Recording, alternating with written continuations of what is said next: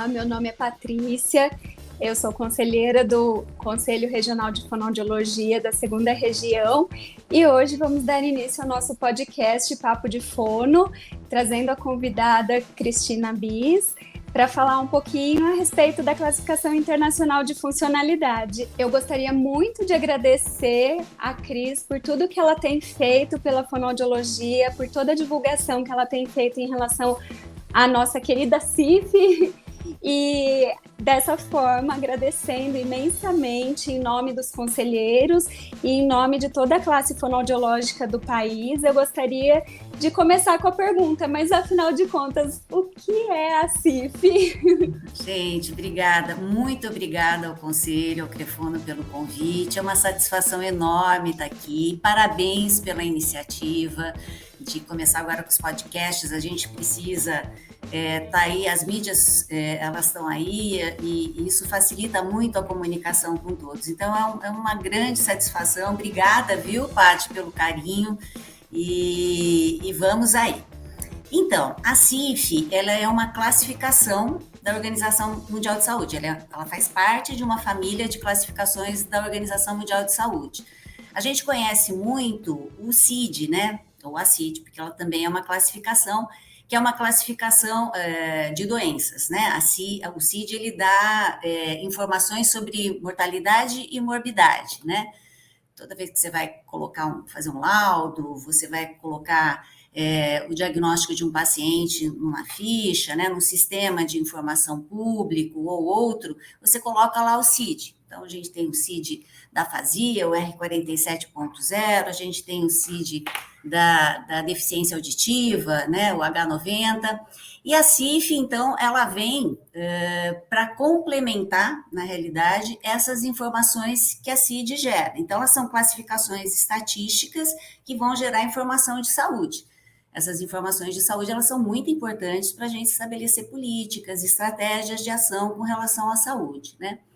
A CID, a lógica, o formato são os mesmos, né? Elas têm uma linguagem alfanumérica, isso é muito importante, porque isso permite uma linguagem universal codificada, então, disse do CID, né? Ele tem lá o sistema alfanumérico, 47.0 é uma afasia, isso permite, então, comparar dados entre serviços, cidades, países, e ter mais informações a respeito desses quadros, né? A CIF, ela vem, então, em 2001 para complementar, ou seja, a CID, ela nos dá dado de morbidade, quantas pessoas têm afasia, quantas pessoas têm deficiência auditiva, mas ela não diz do impacto dessas condições de saúde na vida das pessoas. Então, a partir da década de 80, a Organização Mundial de Saúde começou a pensar numa classificação que pudesse gerar essas informações. Lá na década de 80, ela produziu a ECID, né, que era uma classificação que acabou ficando muito linear, né, e muito provocado, Patrícia, pelo movimento das pessoas com deficiência. Por isso que a CIF ela é muito relacionada, sabe, à pessoa com deficiência, né? Na década de 70 teve um movimento grande da pessoa com deficiência. Tem até um documentário que chama Creep Camp, que acho que está na Netflix, que traz esse histórico, né? Então, isso foi muito também provocado pelo movimento da pessoa com deficiência, né? Mas ela é uma classificação de saúde, ela é uma classificação de funcionalidade, né? Então, ela é uma classificação estatística, mas que gera, que traz nela a sua estrutura e os conceitos, permite gerar informações de uma forma multidimensional da saúde e também traz conceitos muito importantes, sabe, Patrícia? Funcionalidade e incapacidade. À luz da CIF, ela tem uma perspectiva ampliada, né?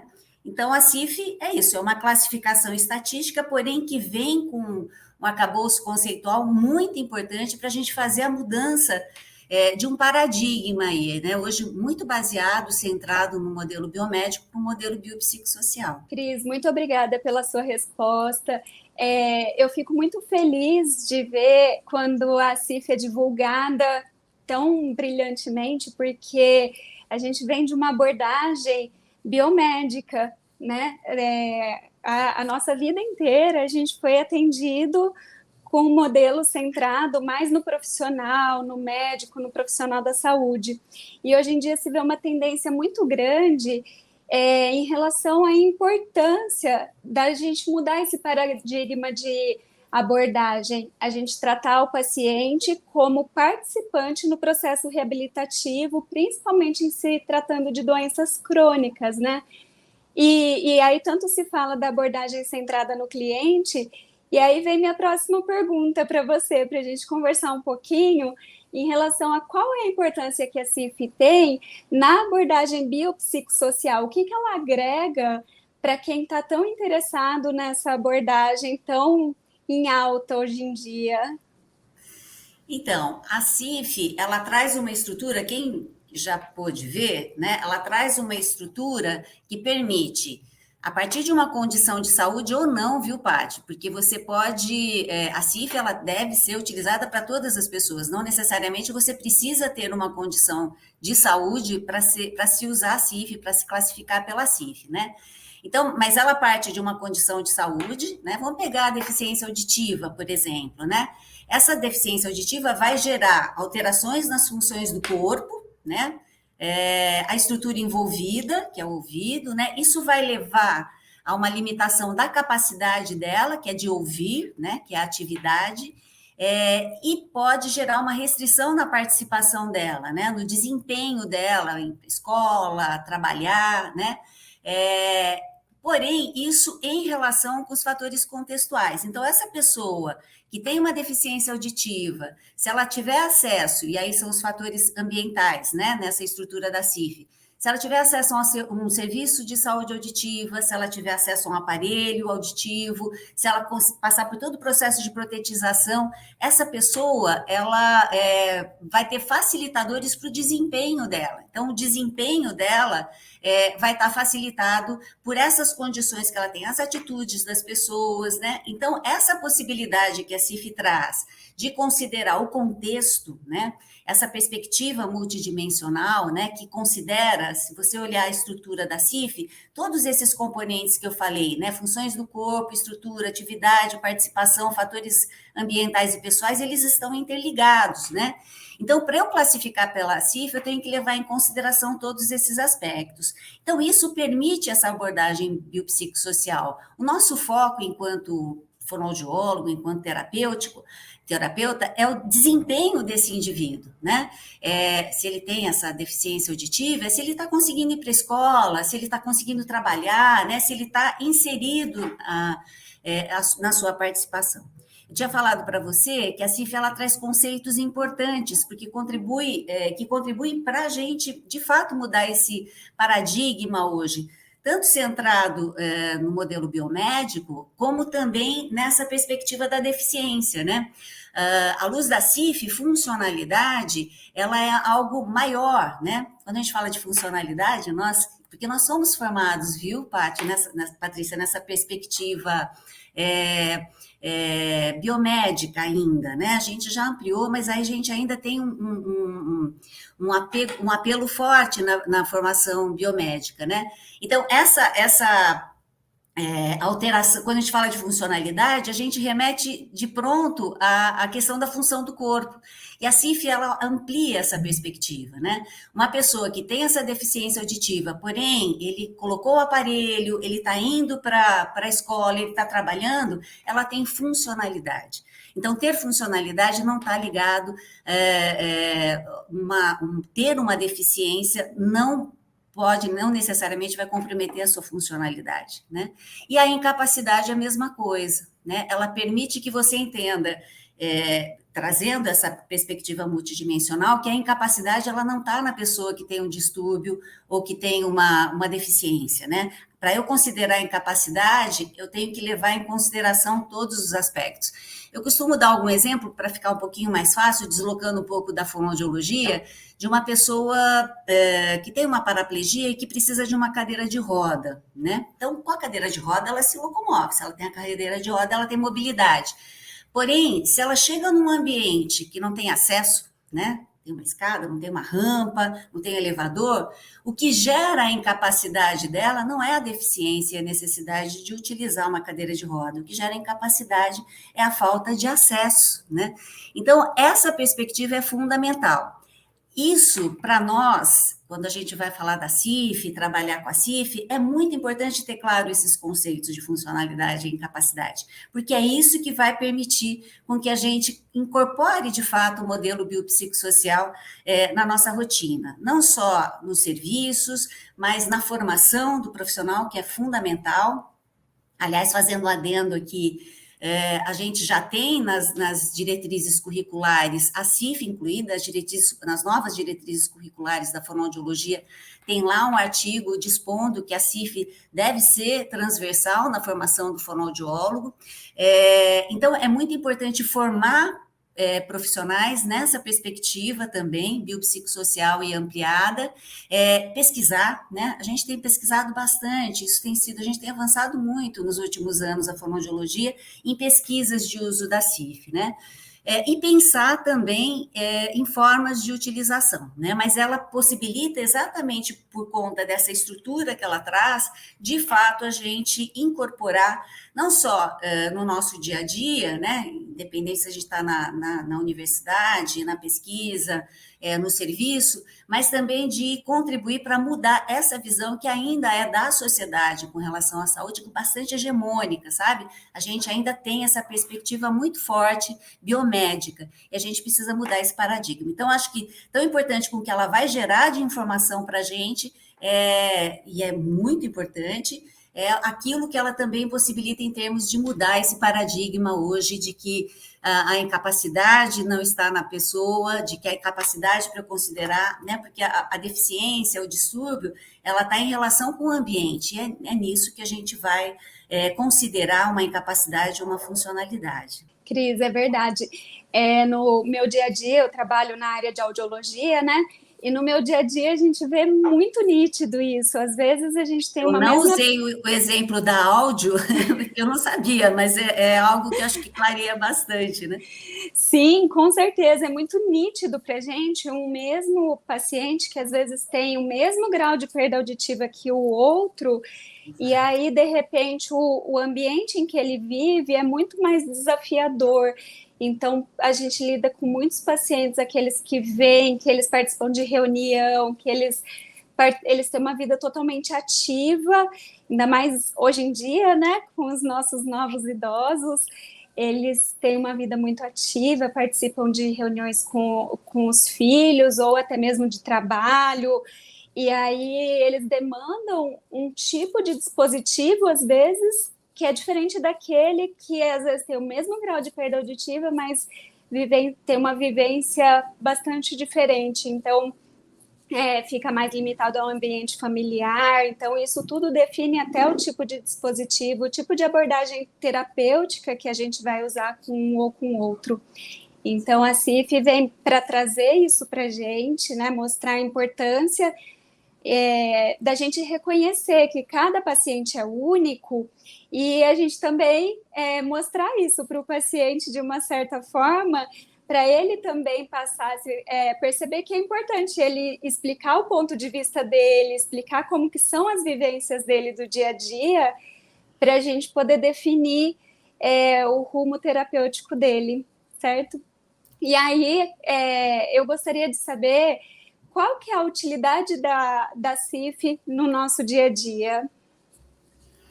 Então, você estava falando de estabelecer o projeto terapêutico, né? E com base nas necessidades dessa pessoa, né? E a CIF, ela funciona como um mapa mental, né? Essa estrutura da CIF permite que você, além de poder planejar, né, de acordo com esses componentes que eu falei para você, ela permite rever as estratégias, então ela funciona bastante, permite um raciocínio clínico mais ampliado, né, nessa perspectiva biopsicossocial.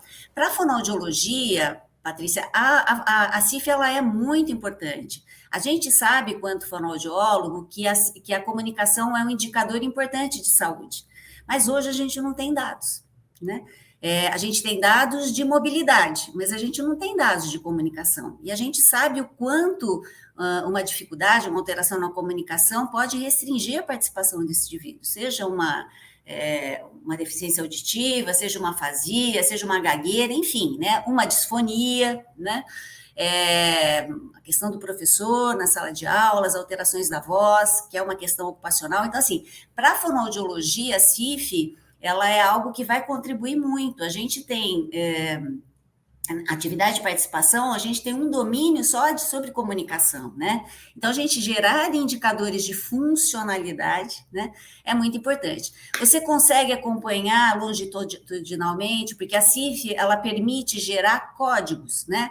Então, você classifica cada uma dessas categorias e você tem qualificadores depois, ou seja, você consegue gerar o grau de severidade, né? Então, você consegue acompanhar. Eu trago isso na minha tese de doutorado, né?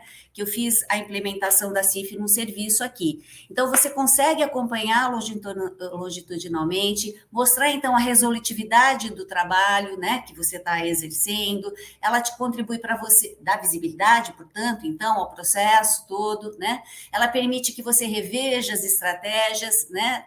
Que você estabeleceu, planejar. O trabalho em equipe fica muito favorecido com a utilização da CIF, né? De fato, propicia o trabalho multidisciplinar. Então, ela contribui muito para a gente no nosso dia a dia. Para as pesquisas, agora no Congresso de Fono, agora em outubro, a gente vai ter no Fórum da CIF colegas trazendo experiências de uso da CIF, porque assim, algo que eu não disse, a CIF, ela não é uma avaliação, ela não vai substituir a sua avaliação, né? Ela é uma classificação, ela é uma linguagem. Então, aquilo que você faz, aquela avaliação que você vai transcrever na linguagem da CIF, né? Ela é uma língua que você vai utilizar, né? Então, tem colegas já fazendo essa relação com instrumentos que a gente tem, com protocolos de uso da voz, da áudio, né? Essa conversa vai acontecer no Congresso, já tem esses trabalhos sendo feitos, porque tudo aquilo que a gente faz, a gente consegue transcrever e gerar informações muito importantes aí de funcionalidade, né? A CID-11, que já está sendo traduzida aqui no Brasil, ela sai... está com previsão de ser lançada agora em 2025, ela traz uma seção de funcionalidade, né? Onde a comunicação é um dos domínios que vão ter ali, né? Então, a gente precisa, de fato, pensar em formas de utilização da CIF. Nós não temos instrumentos ainda estabelecidos, nós temos experiências muito exitosas no país, mas a gente não tem ainda um instrumento, né? Existe um índice de funcionalidade que está para ser aplicado, mas ainda não foi, de fato, incorporado às políticas que a gente tem aqui. Mas pensar já em uso é, sim, possível e necessário, né? Como é que a gente utiliza a CIF, se ela vai trazer... porque é isso que você trouxe, Patrícia. Cada paciente reage de uma forma, né? Eu posso ter o mesmo quadro, né, com alterações iguais, mas a performance vai ser diferente, o desempenho vai ser diferente, né? E não é só ligado às questões pessoais da pessoa, sabe? De como é que ela, os recursos que ela tem para lidar com aquela distúrbio ou deficiência. A gente tem que considerar todos esses aspectos. A atitude das pessoas, se ela teve acesso, né, a um serviço, se a gente tem políticas que a acolham, né? Cris, sabe o que eu acho bastante interessante na CIF? Porque eu acredito que leva o profissional a perceber a importância do ouvir o nosso paciente, de ouvir a história dele, ouvir qual é o ambiente, como eu comentei anteriormente, né? Mas qual é o ambiente que ele vive, como que é a vivência dele com as pessoas da família, com as pessoas do trabalho, colegas. Então, eu acho que é uma visão bastante global do nosso paciente, que aí vai, de certa forma, entre aspas, ali, né, forçar o profissional também a ter o momento de escuta do paciente. E aí eu gostaria de saber a respeito da sua opinião em relação à aplicabilidade da CIF na nossa área da fonoaudiologia.